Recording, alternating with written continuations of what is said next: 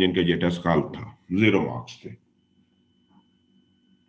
आजकल जो सीएसएस के अंदर नरेशन को क्वेश्चन आ रहा है ना, वो काफी कॉम्प्लिकेटेड आ रहा है। एक तो कभी कभार आपने देखा होगा डायलॉग आता है पेपर के अंदर, डायलॉग नहीं आता तो बड़े लॉन्ग सेंटेंसेस आते हैं। जैसे अगर मैं इस पहले सेंटेंस को देखूं तो सबसे पहली चीज तो मैं ये देखूंगा कि हमने जो सेंटेंसेस पढ़े थे, या शुरू में जब आपसे मैंने डिस्कशन स्टार्ट की थी तो मैंने कहा नरेशन के अंदर मिनिमम, नरेशन के अंदर my dear son minimum 2 classes होते हैं और कभी कभार 2 से ज्यादा भी हो सकते हैं। अगर इस सेंटेंस में देखूं, मैं रिपोर्टेड पार्ट में देखूं, तो यहाँ पे डियर स्टूडेंट इसके अंदर 2 क्लासेस नहीं है। एक क्लास तो ये हो गया, इसके अंदर 3 क्लासेस हैं। एक क्लास ये है, he is a hard working boy, और ये है असर्टिव सेंटेंस, आपको याद होगा। और अगला पोर्शन जो है माय डियर स्टूडेंट, ये इंटरोगेटिव सेंटेंस है। अब क्वेश्चन ये है, क्योंकि 2 अलग अलग हैं, तो क्या इस साइड को मैं आस्क में चेंज करूंगा, ये साइड को साइड रहने दूंगा?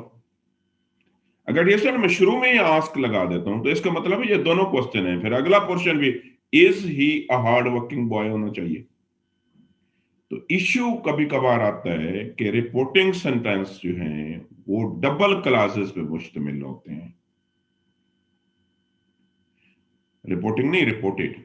जब डबल क्लास पे मुश्तमिल होते हैं, दूसरा उसका इश्यू ये होता है कि वो एक टाइप नहीं होती, वो 2 डिफरेंट टाइप्स होती हैं।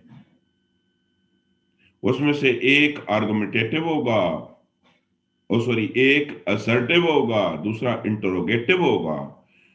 तो हमने तो ये पढ़ा था कि असर्टिव का जो रिपोर्टिंग पार्ट, जो फर्स्ट पार्ट होता है वो टोल्ड या सेड रहता है, और जो इंटरोगेटिव का होता है वो आस्क में कन्वर्ट होता है। तो यहाँ पे थोड़ी सी आपको इनोवेशन करनी पड़ेगी आपसे। एक इशू पहले में ये था, अगेन दूसरे में भी ये इशू था। बहुत से लोगों ने तो ये जब कैन लिखा हुआ था तो यहाँ पे द पेशेंट रिक्वेस्टेड लिख दिया। रिक्वेस्टेड आ नहीं सकता क्योंकि again dear student this is question mark. तो बेशक कैन से स्टार्ट हुआ है, ये भी इंटरोगेटिव सेंटेंस है। अच्छा, तीसरा जो था ये डायलॉग था। अब अगेन इसमें 2 मसाइल का सामना करना पड़ा। पहला मसला ये था कि अवैस ना तो सेज है, यहाँ पे देखे ना, अवैस के बाद ये ना तो हमारा सेज है और ना ही हमारा साइड है। तो इसका मतलब ये है कि हम क्या समझेंगे। और दूसरा ये है कि डियर स्टूडेंट इसके इर्द गिर्द इन्वर्टेड कामास मौजूद नहीं है, ना तो इधर इन्वर्टेड कामास है डियर स्टूडेंट, ना इधर इन्वर्टेड कामास है। तो नेक्स्ट मसला ये भी हमें पेश आ गया कि हमें इन्वर्टेड कामास नहीं मिल रहे थे। हमें ये नहीं पता चल रहा था कि रिपोर्टेड पार्ट कौन सा है, रिपोर्टिंग पार्ट कौन सा है। माय डियर फ्रेंड, ये तमाम के तमाम वो सेंटेंसेस हैं जिसमें थोड़ी सी आपने इनोवेशन करनी थी, जिसमें आपने माइंड एप्लीकेशन करनी थी। तो अगर मैं इनको चेंज करूं तो डियर फ्रेंड, जो पहला सेंटेंस है मैं ये इसको करूंगा ही टोल्ड मी, क्योंकि यहाँ पे मी मौजूद था, that he was a hard working boy, और अपनी तरफ से थोड़ी सी इनोवेशन की और अपनी तरफ से इनोवेशन करके आस लिखा, क्योंकि अगला सवाल जो था हमने क्वेश्चन खत्म किया।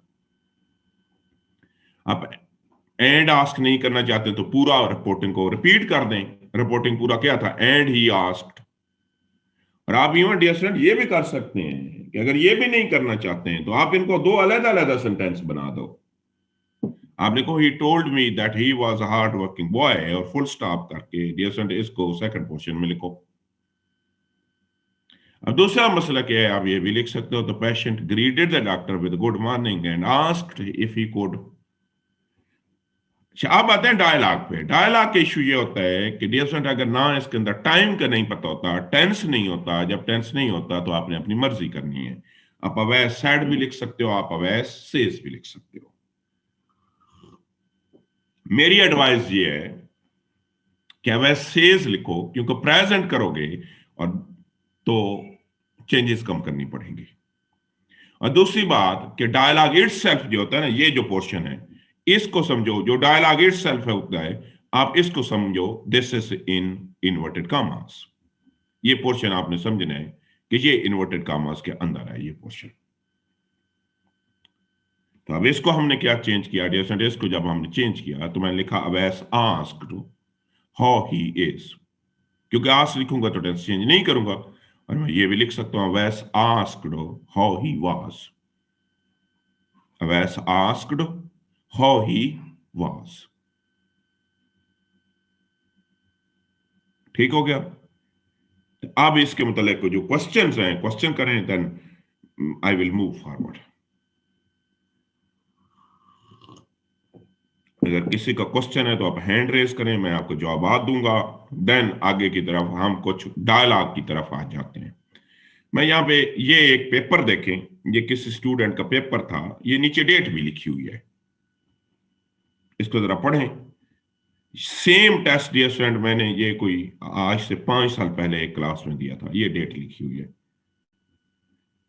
Class was again consisted on more than 50 people, और उस पूरी क्लास में सिर्फ एक स्टूडेंट ने ये सही किए थे। जिस स्टूडेंट ने सही लिखे थे उसके ये मैंने उसके लिए कमेंट्स लिखे थे, आज से 5 साल पहले की बात है। मैंने कहा very good and you can snatch a position in CSS, और नीचे मैंने ब्रैकेट में लिखा हुआ among top 10 and she got the first position. ये मलिया इसरार का पेपर है, ये आज भी उसकी वेबसाइट उसकी फेसबुक पे पड़ा हुआ है। बात ये है माय डियर स्टूडेंट, बेटे जब आपने प्रैक्टिस करनी है ना, चीजों पर गौर करना है, तो काम तब बनना है, अदरवाइज नहीं बनना। अब लेट मी मूव फॉरवर्ड। जैसे आजकल आपको पता है कि हमारे पेपर के अंदर डायलॉग आ जाता है, इस टाइप का डायलॉग आता है।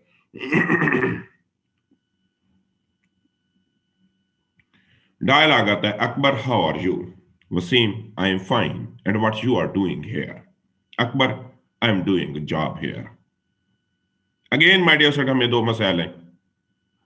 पहला मसला ये है कि अकबर ना तो सेज है ना अकबर सैड है। वसीम अगेन ना तो डियर स्टूडेंट वसीम सेज है ना वसीम सैड है। दूसरी बात है, इस पूरे डायलॉग के अंदर मुझे इन्वर्टेड कॉमास भी नजर नहीं आ रहे। There is no inverted commas at all as well. अब क्या करूंगा? अगेन मैंने कहा टेंस आप खुद डिटरमिन करेंगे, आपकी मर्जी आप सेज समझे, आपकी मर्जी आप सैड समझे। और डायलॉग इटसेल्फ जो होगा ना, इसको आप इन्वर्टेड कॉमास के अंदर समझेंगे। जब इसको मैंने चेंज किया, पहले मैं इसको प्रेजेंट में चेंज करूंगा। मैं क्या करूंगा, मैंने लिखा अकबर आस्क, क्योंकि क्वेश्चन था, वसीम हाउ ही इज।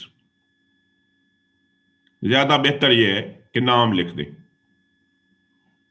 यहां पे ऑब्जेक्ट वसीम था ना, अगर वसीम से गुफ्तगू कर रहा है ना, और सेकंड पर्सन हमेशा ऑब्जेक्ट के मुताबिक चेंज होता है। मैं यहां पे वसीम ना लिखता तो मैं इधर ही भी लिखता कि अकबर आस्क। वैसे ज्यादा बेहतर है पहली दफा नाम ही आता है। Waseem replies that he is fine and further asks what Akbar is doing here. Akbar answer that he is doing a job here. और डियर अगर मैं इसको पास में करूंगा तो मैं इस पहले आस्क को आस्क कर दूंगा, और आगे जितने भी मेरे टेंस हैं मुझे टेंस भी चेंज करने पड़ेंगे, मुझे सिंगल वर्ड भी चेंज करने पड़ेंगे। मैं लिखूंगा Akbar ask Wasim how he was, Wasim replies that he is नहीं, and further ask Akbar was, Akbar answered that he was doing a job there. Here नहीं रहेगा, no, this would be converted into there.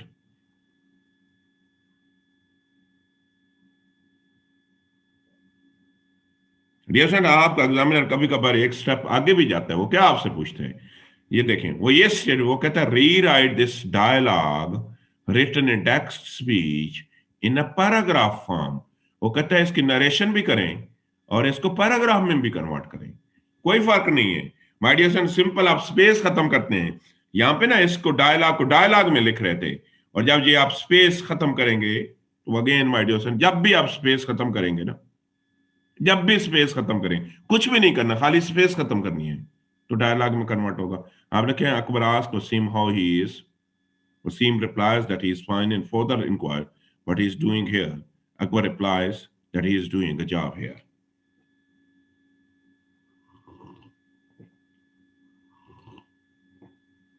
तो आप क्या करेंगे मेडिटेशन, कुछ भी नहीं करना, खाली स्पेस खत्म करनी है। तो डायलॉग कोई मुश्किल चीज नहीं है, डायलॉग के अंदर सिंपल दो, अगर डेसेंट एग्जामिनर इंस्ट्रक्शन दे तो डायलॉग को पैराग्राफ में कन्वर्ट किया जाता है, अदरवाइज उसको डायलॉग में रहने दिया जाता है, कोई फर्क नहीं है। देखो वही रूल्स है, खाली ये मैंने बुलेट्स में लिखे थे, डायलॉग में लिखा था, सारी वही बातें, मैंने स्पेस खत्म कर दी, मैंने पैराग्राफ फॉर्म में कन्वर्ट कर दिया। कुछ भी ना कुछ ऐड किया जाता है इसमें, ना कुछ डिलीट किया जाता है इसमें, वही सेम ही रहता है। हाँ, अपनी तरफ से कनेक्टिविटी क्रिएट करने की वजह से फॉर द मोर और मोर ओवर दो चार ऐसी चीजें ऐड कर सकते हो। जी निम्रा क्वेश्चन करें। सर जी यहाँ निम्रा। पे जो, जी सर, अगर I am doing a job here, तो हेयर की जगह देयर नहीं आ सकता, लाइक एक मिनट एक मिनट एक मिनट, निम्रा ये तब देर आता है जब पहला हिस्सा ये आस्क की जगह क्या होता, आस्क्ड होता। हम ये सिंगल वर्ड को निम्रा उस वक्त चेंज करते हैं जब हमारा पहला पार्ट पास्ट टेंस में हो। यहाँ पे देखें, एक मिनट, यहाँ पे देखें मैंने आस्क्ड लिखा था, क्या लिखा था जिसको मैं सर्कल कर रहा हूं, नजर आ रहा है? Yes sir. तो इसमें हेयर को मैंने किस में कन्वर्ट किया था, देयर में। देयर। क्यों लिखा हुआ है अनसर्ड?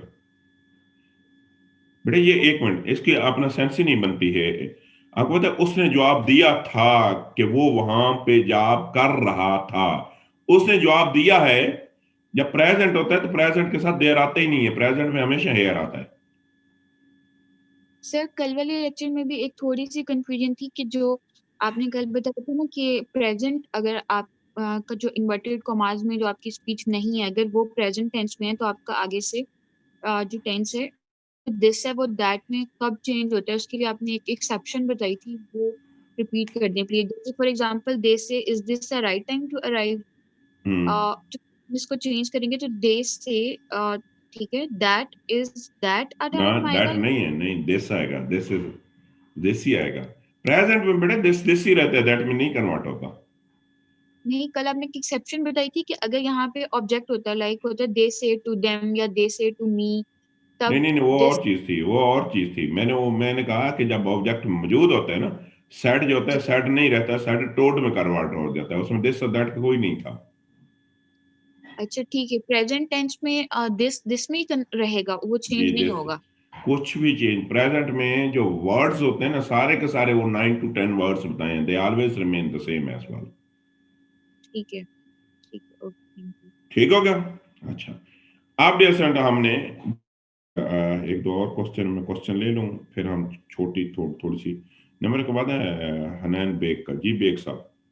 सर ये जो वसीम और अकबर वाली एग्जांपल है सर, इसमें आपने हम्म पास्ट में भी करके दिखाया हुआ और प्रेजेंट में भी, हम्म। तो सर दोनों करेक्ट है? दोनों करेक्ट हैं। देखो मैंने कहा डायलॉग में, किसमें, डायलॉग। डायलॉग में टाइम का जिक्र नहीं होता। अकबर वसीम को पता है कब कब की डायलॉग है? नहीं सर। तो बेटा फिर आपके पास चॉइस है। ठीक है sir, thank you.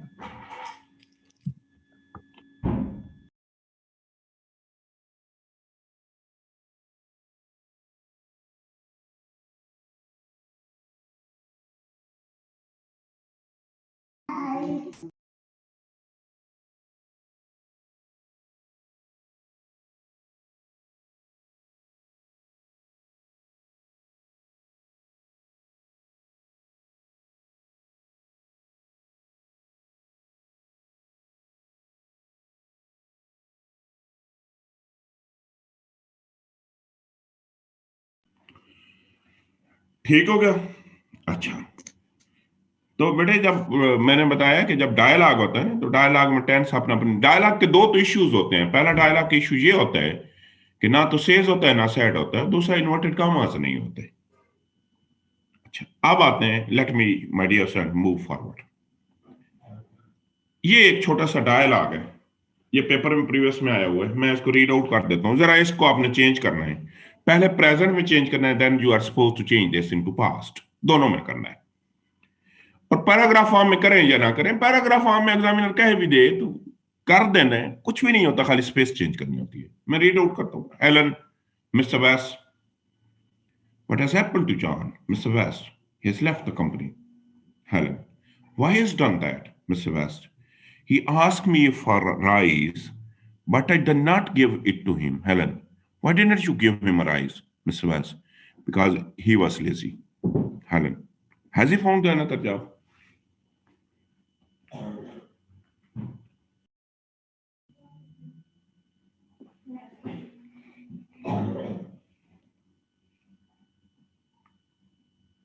Mr. West, yes, he's working in a film company.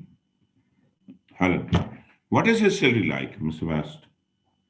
I think he earns quite a lot.